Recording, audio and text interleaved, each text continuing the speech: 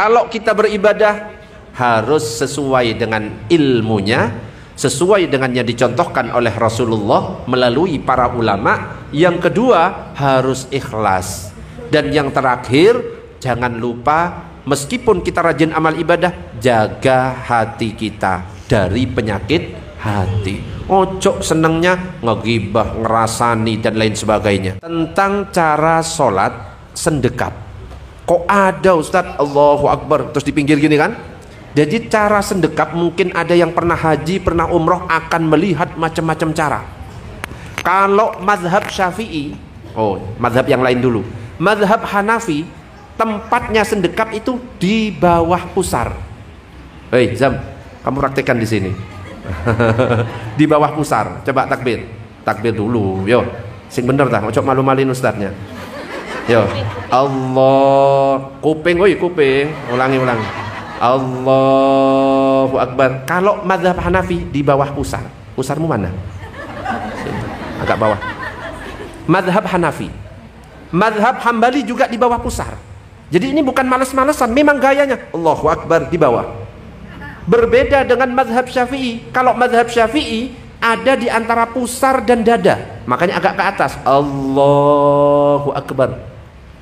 Dan letaknya pergelangan ketemu pergelangan.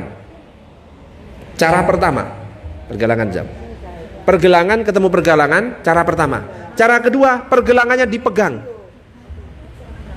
Sah semuanya. Ada lagi dalam mazhab Syafi'i, qaul dari ulama lain, letakkan di ulu hati. Makanya ada yang meletakkan agak minggir. Ini juga mazhab Syafi'i dan hukumnya sah. Mazhab Maliki gak pakai sendekap. Coba Allahu Akbar. Dan ini semuanya sah. Ya, jadi itu tetap sah dan itu termasuk dalam mazhab Syafi'i. Wes duduk Zam. Allahumma shalli ala sayyidina Muhammad. Ada pertanyaan lagi? Monggo. Oh itu, monggo itu banyak. Monggo silakan. Oke. Salah satu kesunahan ketika tasyahud awal dan tasyahud akhir, kalau tasyahud awal duduknya namanya iftirash. Itu hukumnya sunnah. Iftirash itu hukumnya sunnah. Jadi kita itu harus tahu apakah ini rukun, apakah ini sunnah. Dan ternyata dalam kitab Safinatun Najah, iftirash duduknya itu adalah sunnah. Duduk iftirash seperti ini. Zam, kamu praktekkan agak ke tengah situ Zam. Wes duduk. Jadi kalau ngaji sama saya itu biasanya langsung tak praktek. Ini duduk iftirash. Kebalik Zam, kamu ngadep sana. Wes. Itu duduk iftirash. Dan ini hukumnya sunnah. Kalau duduk tasyahud akhir tawarruk. Dan ini hukumnya sunnah. Artinya kalau sunnah ada orang yang gak duduk seperti itu masih sah. Karena kakinya sakit misalnya, ad-daruratu tubihul mahdurah. Kalau darurat itu yang halal, yang haram itu jadi haram. Kebalik. Yang haram itu jadi halal. Bahkan kalau misalkan darurat duduknya bersila, boleh. Duduknya kebalik, iftirasnya juga boleh. Duduknya ya apa sih kamu ikut bulet pertanyaannya aneh-aneh. Makanya kayak gitu. Boleh. Karena memang dalam keadaan sakit. Selonjor boleh. Kaki diangkat satu ya. Boleh. Yang penting apa? La yukallifullahu nafsan illa Allah nggak akan membebani kita. Dalam hadis itu dikatakan sholli qaiman, salatlah kamu dengan berdiri. Kalau nggak bisa, fa illam tastati fa qa'idan, maka duduk yang paling afdol iftirash dan tawarruk. Kalau nggak bisa, boleh selainnya. Duduk bersila, duduk selonjor, duduk dengan kursi juga boleh. Fa illam tastati fa ala jambin, jika tidak mampu duduk berbaring, kepala di utara, kaki di selatan. Kalau nggak mampu telentang, kepala di timur, kaki di barat, kepalanya kasih bantal. Kalau nggak mampu dengan isyarat. Kalau nggak mampu semuanya baru disolat. Jelas? Hadiahnya sudah belum? Hadiahnya digeser. Allahumma shalli ala sayyidina Muhammad. Monggo ada pertanyaan yang lain silakan. Sam, yang tadi ngasih. Monggo. Diikuti bersama-sama. Auratul mar'ati jami'u badaniha. Auratnya perempuan semua badannya kecuali wajah dan telapak tangan. Nah, jadi kalau sholat kecuali wajah dan telapak tangan itu boleh ditampakkan. Untuk wajah ini termasuk aurat, hati-hati untuk ibu-ibu. Jadi kalau misalkan kayak kerudung di sini, terus di sini yang nggak ketutup, tidak sah sholatnya, berarti tidak menutup aurat. Makanya yang benar ini di sini. Meskipun elek ya nggak apa-apa, yang penting sah. Kok nggak bagus Ustaz, nggak cantik, nggak apa-apa, yang penting sah. Yang di sini ini aurat kelihatan tidak sah. Termasuk antara atasan atasan bawahan apa langsung. Hati-hati kalau misalkan atasan bawahan ketika ngangkat kok terlihat di sininya Allahu Akbar, tidak sah, langsung batal. Kalau bisa menjaga nggak apa-apa. Yang paling aman itu yang terusan. Dan kalau bisa yang polos. Jangan pakai batik kembang-kembang, itu mengganggu kehusukan. Kadang-kadang ada bapak-bapak sholat ada tulisannya di punggungnya, raimu koyok bedes, emosi. Saya ini belakangnya, itu bukan husuk, tambah emosi. Kok mesa-meso nggak jelas. Kalau bisa buat diri kita husuk dan jangan mengganggu kehusukan orang lain. Yaitu dengan apa? Pakai polos saja. Pakai polos. Termasuk yang bapak-bapak pakai yang polos, yang nggak ada tulisannya. Makanya kita itu nggak usah aneh-aneh. Kalau misalkan kita sholat Idul Fitri, Idul Adha di lapangan, pakai koran, kalau bisa korannya ditutupi sejadah.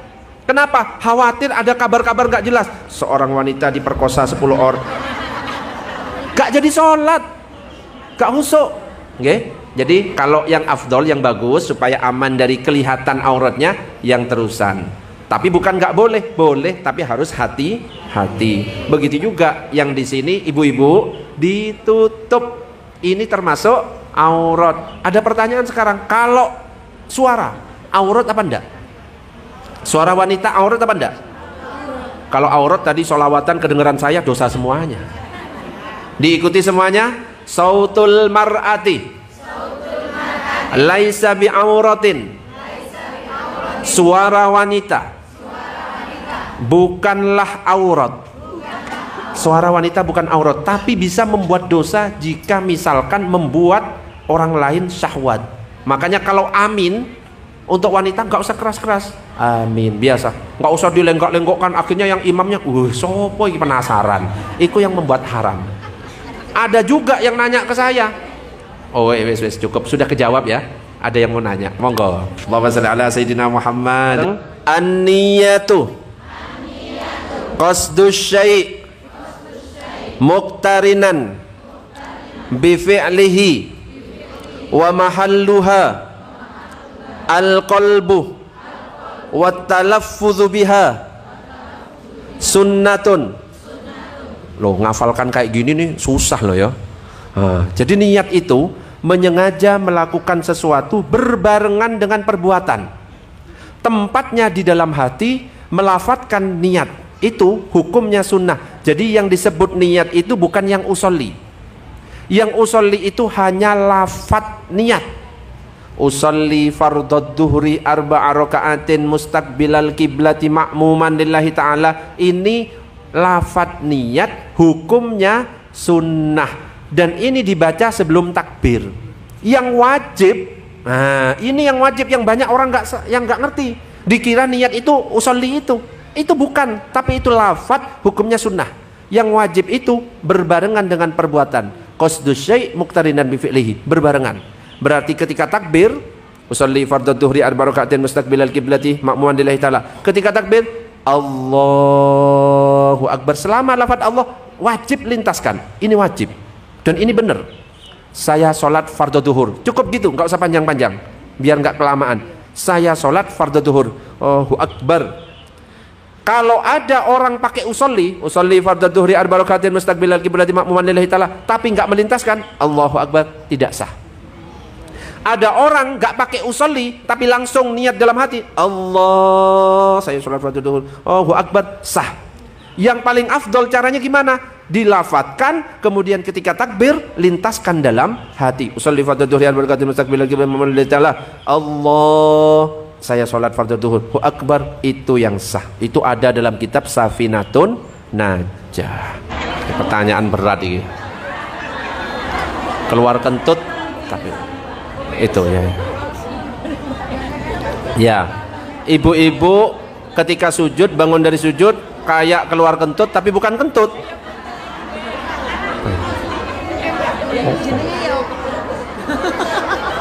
Apa terus itu? Kamu pernah kayak gitu nggak, Zam? Pernah? Pernah kamu? Ya. Jadi jangan sampai ada rasa was-was dalam diri kita. Jadi kalau yang penting tidak terasa keluar angin dari itu dan tidak tercium baunya, langsung yakini ini bukan kentut tapi buang angin. Ya sama. Ini bukan kentut, pokoknya bukan kentut. Wis, tetap sah. Jadi kadang-kadang itu bukan kentut tapi ternyata setan itu menghembuskan. Kamu lo kentut tadi. Kadang-kadang sing nyebul itu setan. Padahal itu bukan. Makanya yakini. Tapi kalau sudah wis berbau, nggak usah sok-sok meyakini wis baunya bukan, ini kayaknya sebelah. Ojo. Ya. Karena apa? Dan kentut itu, loh, jadi ngomong masalah kentut kan, ngomong sholat jadi bahas kentut. Kentut itu ada banyak macamnya. Dan macam-macam yang saya sebutkan ini semua membatalkan sholat. Yang pertama adalah ada kentut tipe silent. Nah, ya. Jadi nggak ono suara, tiba-tiba bau gitu loh. Ini nyakitin hati orang ini. Sopo ya kurang ajar gitu. Ya. Ada yang kedua tipe sejuta umat. Suaranya kenceng, nggak ada baunya. Ngono tok. Sing ketawa iki kayaknya ya iki. Yang ketiga ini sing agak berat. Ya. Kentut tipe ekstrim. Jadi wes bunyi baunya ya busuk ya.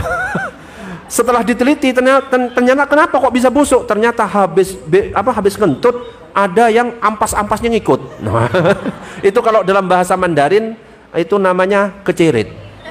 Itu juga batal semuanya.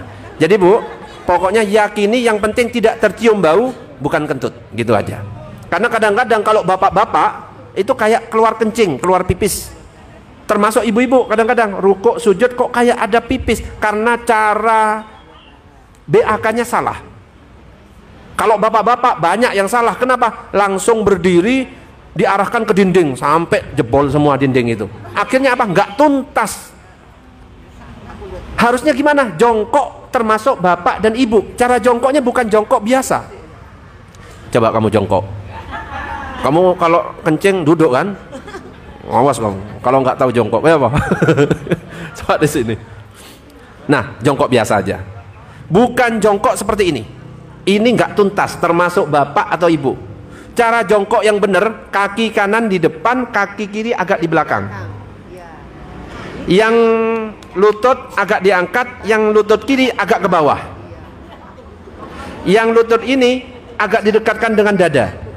Ketika pipis seperti ini, itu keluar semuanya, kencing itu. Ketika sudah kencing seperti itu, langsung diputer. Sekarang yang kiri diangkat, kanan di bawah. Gantian. Ya jangan pindah, tapi langsung berputar. Seret. Coba kamu agak ke tengah, Zam. Nah, pertama, kaki kiri di belakang, kaki kanan di depan. Coba. Salah kamu itu enggak. Iki jangan-jangan kencingnya berdiri gitu ya. Nah jadi gini, masa Ustadz yang turun tangan, Zam kamu Zam. Oke. Saya ngene loh. Ini di depan, kelihatan benda? Ini termasuk bapak dan ibu. Ini di depan, agak ke atas, ini ke belakang. Jangan disentuhkan gini, karena ini najis. Terus dadanya agak ditekan ke belakang, ke sini. Kalau sudah langsung puter, nggak pakai dijilat, celupin. Nah, ini langsung kencingnya keluar, otomatis. Tuntas dan tidak akan keluar lagi. Wes gitu dulu. Allahumma shalli ala sayyidina Muhammad. Kalau dalam mazhab Syafi'i, ini mazhab Syafi'i, karena yang nanya bermazhab Syafi'i. Kalau ada orang sholat berjamaah dan ada orang yang nggak punya teman, sholatnya sendirian, kanan kirinya nggak ada, saf 1 penuh, saf 2 penuh, terus ada satu orang. Jadi ada kalanya sholatnya sah tapi nggak dapat fadilah berjamaah. Salah satu contohnya itu. Makanya ada caranya. Ketika kita datang kok sendirian, kok nggak ada temennya, kita tunggu kayaknya nggak ada, maka nyolek yang di depannya. Cara nyoleknya jangan sembarangan. Sini Zam, tak kasih tahu. Mikir kemana? Nah, ini misalkan soft kedua sudah penuh, ya nyoleknya jangan terlalu romantis, ngene. Nah, nggak boleh ya. Kita ini soft 1 penuh, soft 2 penuh. Kita sendirian, nggak ada teman. Langsung di belakangnya ambil yang tengah, takbir dulu, bukan nyolek dulu. Kebalik orang-orang itu yang berjamaah nyolek dulu, itu salah. Takbir dulu. Kalau nyolek dulu kemudian takbir, itu dianggap mengganggu karena posisi tidak dalam keadaan sholat. Takbir, Allahu Akbar, sentuh. Ocok digelitikin, kaget orang ya. Allahu Akbar, sentuh. Pastikan yang disentuh yang ngerti. Kalau nggak ngerti repot nanti. Disentuh, porek, lah bata. Oh, iki pernah ngaji ke ustadz iki. Sentuh, Allahu Akbar. Nah, ketika disentuh langsung mundur. 1, cara mundur, lihat. Cara mundur kayak paskibraka. Nggak boleh langsung kayak orang berjalan, itu 3 gerakan batal. Mundur, 1, tutup. Mundur lagi karena belum lurus, 2, tutup. Belum nyampe ada ibu-ibu di belakangmu. Sampai lurus. 1 tutup, 1 tutup, 1 tutup sampai lurus. Kan ada yang kosong. Yang sini nutup, tutup, tutup. Kalau ada jamaah datang baru masuk ke yang paling sana. Itu dapat fadilah berjamaah. Allahumma shalli ala sayyidina Muhammad. Ya, karena sudah tepuk tangan, maka saya akhiri ya. Diakhiri dengan apa ini? Doa. Monggo kita tutup dengan doa.